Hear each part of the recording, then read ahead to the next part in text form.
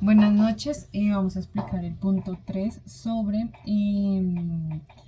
las ocho poblaciones distintas al punto anterior, dos variables cualitativas nominales, dos variables cuantitativas ordinales, dos variables cuantitativas discretas y dos variables cuantitativas continuas. Población de estudio, escogimos estudiantes de secundaria, estudiantes de primaria, padres de los estudiantes, conductores de transporte público, personas con discapacidad, personal de seguridad y salud en el trabajo, personal de recursos humanos, operarios de actividades integrales.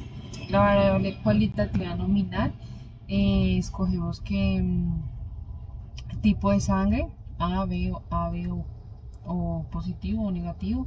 La segunda es la religión cristiana, católica, además religiones que haya, variables cualitativas, ordinales, la calificación académica bajo, clásico, alto, superior, repetición de uso, siempre, nunca, ocasionalmente, variables cualitativas discretas, número de hijos, dos, número de estudiantes de un salón, variables cuantitativas continuas, estatura, centímetros o metros, velocidad, kilómetros. Los no probabilísticos, decimos que se seleccionan 30 personas de diferente religión del barrio del Muelle para identificar qué tipo de sangre es más común. El profesor de estadística realiza una encuesta de satisfacción de modalidad virtual. Se aplica el muestreo voluntario, solo participan los estudiantes que quieran contestarlo. El alcalde escoge 10 familias de diferentes barrios para identificar qué familia tiene una mayor cantidad de hijos. En la clase de matemáticas encontramos 20 alumnos y el maestro realiza un cuestionario para saber qué estudiantes están avanzados o atrasados en los temas vistos. En la clase, la empresa invita voluntariamente a los empleados interesados en participar en un taller para evaluar su nivel de acuerdo. Los operadores de actividades interiores se revisan la estatura adecuada para laborar en la empresa. Están disponibles en turnos para clasificarles según su tipo de sangre, no se selecciona aleatoriamente. Podría observarse, me dice en práctica, porque es importante esta representación. Bueno, decimos que es importante la variable cuantitativa nominales. Se dice que se realiza por medio de encuestas, entrevistas, no requiere número de selección por categoría. Es importante que permite identificar grupos de población.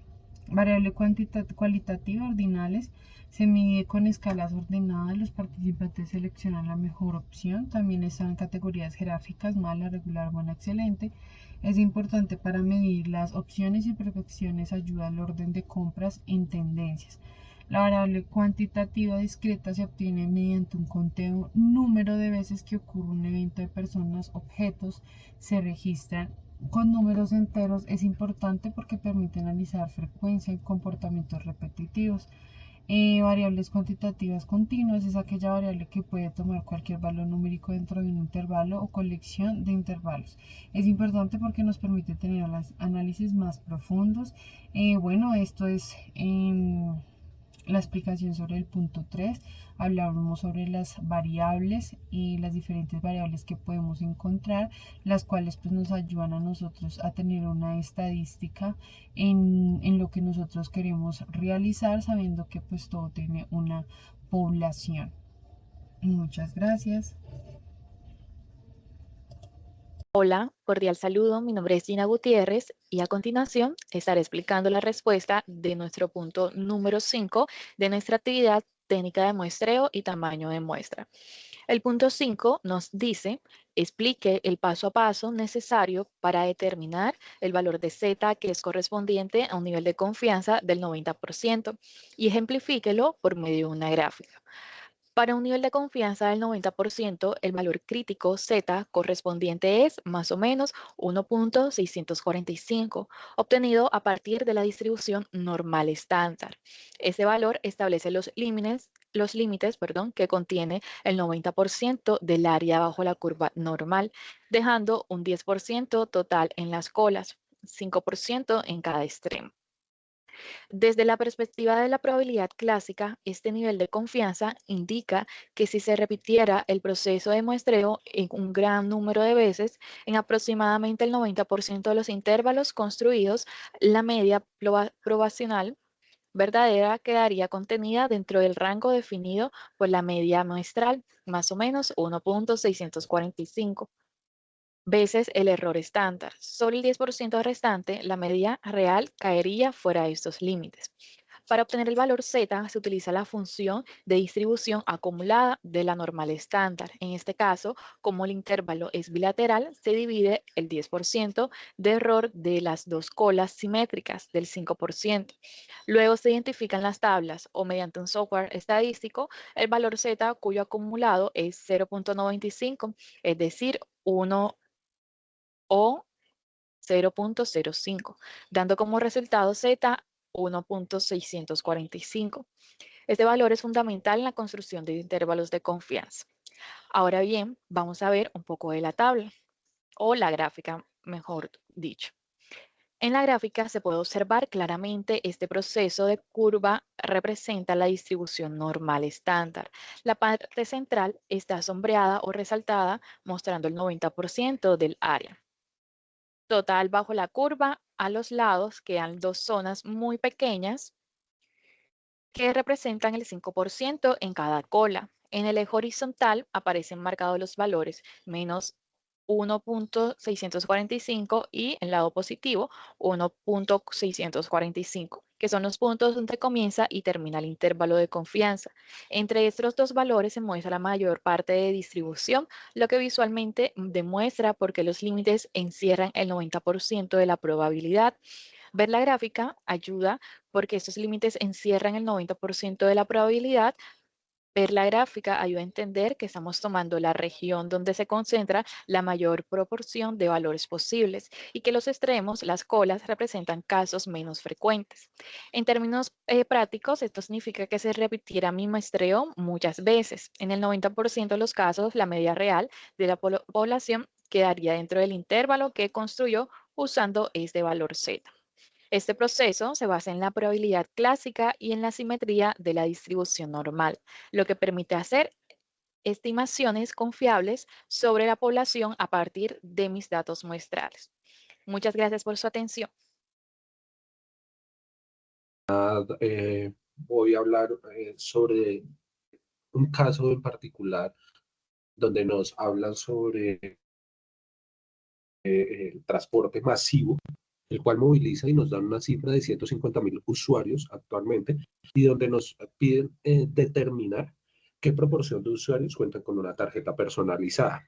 Se sabe que en años anteriores se contaba con una proporción del 72% de usuarios con una tarjeta personalizada, una aproximación más o menos del 4% de la proporción verdadera y un nivel de confianza del 94%. Allí nos habla o nos pide establecer el tamaño de la muestra que se debe seleccionar para este estudio y también por qué es necesario estimar el tamaño de la muestra para una población de estudio relativamente grande. Nos dan un dato inicial donde nos dicen que la empresa moviliza 150.000 usuarios y una proporción previa es del 0.72, donde el error permitido es de más o menos el 4%. Para esto, en el paso 1 vamos a calcular inicialmente el tamaño preliminar N0, donde decimos que es igual a Z exponente 2 por P, el cual es 1 menos P dividido en E exponente 2. Allí también discriminamos el valor de P, que 1 menos P nos da igual a 0.72 por 0.28 y un resultado de 0.2016. Ahora, para determinar Z exponente 2, decimos, tenemos un valor de 1.8808 exponente 2, el cual nos da un resultado de 3.5374. N0 igual a 3.5374 por 0.2016. Esto dividido en 0.04 exponente 2. Bien, aquí vamos a determinar entonces el valor N0 igual a 445.70, que ya sería nuestra cifra final. Para el paso 2, nos piden aplicar la corrección por población finita, donde n es igual a n por n0 dividido n más n0 menos 1.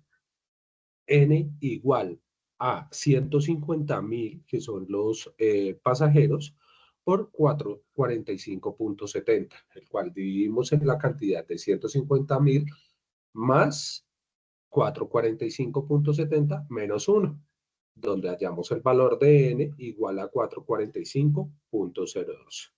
Para esto, y redondear como tal la respuesta, hallamos que en la pregunta A, el tamaño de la muestra requerido es de 445 personas, y en la B es necesario calcular el tamaño de la muestra incluso en poblaciones muy grandes.